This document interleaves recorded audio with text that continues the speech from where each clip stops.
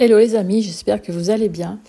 La vérification de cette orchidée, j'ai cru apercevoir des cochenilles aux extrémités, enfin au cœur de la plante, vous voyez, vers les feuilles. Ça va pas tarder à arriver, donc méfiance quoi. Donc je l'ai passé un petit peu sous l'eau, mais c'était pas celle-là, j'en ai une autre aussi, j'ai vu, il faut que je fasse attention. Je vais les passer sous l'eau aussi et les cochenilles arrivent quoi. Enfin, c'est comme ça. Donc j'ai réinstallé la sphaigne. Je l'enveloppe, voilà. Je la laisse comme ça et elle pousse bien. Elle pousse très très bien. Et puis j'avais installé du coup ce petit coin là, j'avais mis la fougère nid d'oiseau pour déblayer un petit peu le coin de salon. Et ces plantes là, elles sont loin de la lumière mais elles supportent très bien. Ensuite il me restait quelques pommes au frigo, donc je voulais faire des petits chaussons aux pommes. Parce qu'il me restait en fait une pâte feuilletée. Et je savais pas quoi faire avec elle, donc comme il me restait quelques pommes, allez hop, j'ai tout coupé, j'ai fait cuire en compote, c'est du rapide. Voilà, et je laisse mijoter tranquillement. Ensuite, je vérifiais, j'ai plein de thé et tisanes, donc il faudrait que je fasse le tri dans tout ce que j'ai, les ranger correctement. Puis là, j'étais en train de me réchauffer, j'avais un peu froid quand même, hein. Avec la pluie qu'on a eue, ce samedi, là, il fait très très humide et il fait pas chaud. Les deux en même temps, c'est désagréable. Donc une fois les pommes cuites, j'écrase en purée, ça va très très vite. C'est bien parce que c'est du rapide, puis c'est bon, hein, c'est simple. À l'intérieur, j'ai mis un petit peu de cannelle. J'aime beaucoup la cannelle. Donc voilà, je remue, je laisserai refroidir par la suite pour faire sur la pâte. Voilà, je prends la pâte en dernière minute, j'attends qu'elle soit bien fraîche, comme ça elle est un petit peu dure. Et puis après, j'ai mis un petit peu de miel. Le miel, mais franchement, on ne l'a pas senti, hein, c'était léger. Après, je me suis attaquée à cet épiphyllum. J'aimerais le mettre comme l'année dernière, ici, le réinstaller là, tant qu'il n'y a pas de soleil. Après, donc, je me suis attaquée à mes petits chaussons. Donc, j'ai pris un verre pour former des petits ronds, parce que ce sont des mini chaussons. Mais la prochaine fois, j'en prendrai plusieurs pattes, comme ça je pourrais en faire des gros, plus gros, légèrement plus gros, parce qu'eux, ils sont petits du coup. Mais ils étaient bons, parce que c'est pas trop sucré avec le miel, c'est léger. Donc ouais, c'est un petit truc sympa à faire. Après, avec la pâte feuilletée, on peut faire plein de trucs, hein, du salé, du sucré. Mais moi, j'avais envie de manger des pommes, j'adore les pommes. Voilà, et puis à la fin, je coupe avec... je fais des petites piqûres, vous voyez, avec la fourchette. Donc ça pince. Et du coup, ça reste bien fermé, même si ça déborde un peu, c'est pas méchant. La cuisson, c'est bien saisi tout de suite et ça coule pas. Vu que c'est de la compote, c'est pas du liquide. Voilà, et puis après, je badigeonne 2 jaunes d'œufs. Et en fait, quand j'installe au four, je mets pas pour longtemps. Ça cuit très vite, c'est tout petit. Moi, je pense que j'ai laissé à peu près 10 minutes. 10 minutes au four, ça va très vite en restant à côté.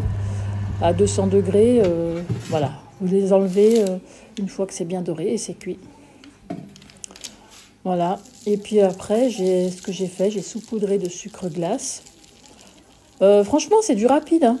Franchement, c'est du rapide. Et puis c'est bon. Pas trop sucré, moi j'aime bien. La pâtisserie maison, c'est pratique. Voilà. Quand j'ai le temps, je fais beaucoup de pâtisserie ou de cuisine. J'adore ça. Donc, je voulais vous faire voir aussi la petite sténante. Alors celle-là, je ne l'ai toujours pas rempotée. Vous voyez, je l'ai achetée il y a un petit moment déjà, hein. Je l'ai achetée cet hiver. Écoutez, même s'il fait froid, vous voyez, elle a un fond d'eau. Et ben, j'avais peur qu'elle jaunisse, qu'elle crève, quoi, parce qu'il ne fait pas chaud. Ben non, elle pousse même. Elle ne craint pas du tout. Regardez. Incroyable. Je lui laisse toujours un petit fond d'eau. J'ai toujours pas acheté... le terreau, parce que j'ai de la coco, là, j'ai acheté, mais ça suffit pas, je rajoute, je fais un mélange, donc je vais pas mettre que ça. Donc en rachetant du terreau, après, je ferai le même système, vous voyez. Franchement, j'avais peur, hein, car je touche le verre, il est glacé, bah non, elle craint pas du tout. Elle pousse même très très bien, elle m'a fait cette feuille. Ici, il y en a une qui pousse, bah j'en reviens pas. Franchement, vous voyez, comme une plante, elle s'adapte partout, hein. Il n'y a pas à tortiller, partout. Ensuite ici, rappelez-vous la guirlande en fleurs. Donc j'ai pris idée, voilà, de la mettre dans cette petite cage d'oiseaux. En fait, on me l'a donnée cette cage, on me l'a offerte, c'est très sympa. Et comme elle était vide, des petites fleurs blanches, et ben, j'ai trouvé super mignon. Je dit, allez hop, je vais m'attaquer à ça. Et je l'ai installée dedans. Alors j'espère qu'elle ne tombera pas où je l'ai mis. Je pense pas. Et puis voilà, ça m'a bien plu. J'ai bien aimé. Après, on verra. Peut-être que je changerai de couleur. Et puis, j'ai essayé de la mettre. Alors, j'ai planté un clou en haut, voilà, en haut de ce mur. J'espère que ça tiendra. Pour l'instant, on verra bien. Parce que le clou est plutôt fin. Voilà, je l'ai installé ici. Pour l'instant, ça me plaît. Alors, peut-être que je mettrai la guirlande orange. Là, j'ai d'autres fleurs. Pour l'instant, ça me plaît bien, c'est joli. Pour faire un tri, j'ai pioché dans ce sac, car j'ai pas mal de graines de fleurs que j'avais achetées l'année dernière. Bon, il y en a que ça fait depuis un moment que je les ai. Celui-là, je l'avais pris l'année dernière chez Action. Vous voyez, j'en ai encore pas mal, donc je vais en semer courant mars. Parce que l'année dernière, j'en ai fait, mais je l'ai fait beaucoup trop tard, donc ça a été très très long à sortir. Et puis, il y en a même qui sont jamais sortis. Donc évidemment, il faut de la chaleur, de la lumière et de la chaleur.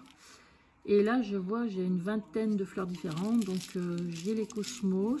Il y a un peu de tout. Donc, pour les papillons, pour les abeilles, c'est impeccable. J'en ai encore d'autres à l'intérieur. Je crois que j'ai ce gros sac aussi. Alors, celui-là, j'en avais planté l'année dernière. Donc, pareil, pour les papillons.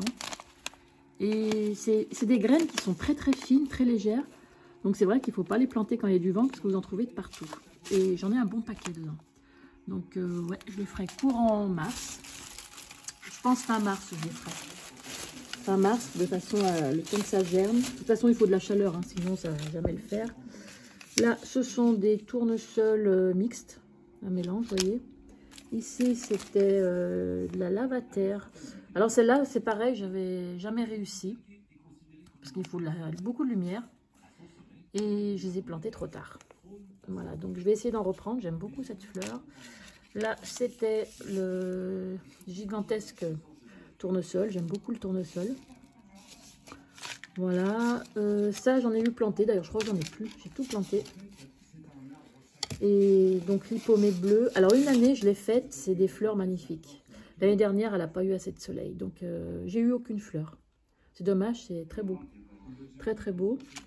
Donc voilà, je faisais le tour à peu près et là j'ai vu que j'ai des graines de tournesol au fond du sachet, donc je vais les garder, je les planterai. Donc je ferai tout ça courant mars.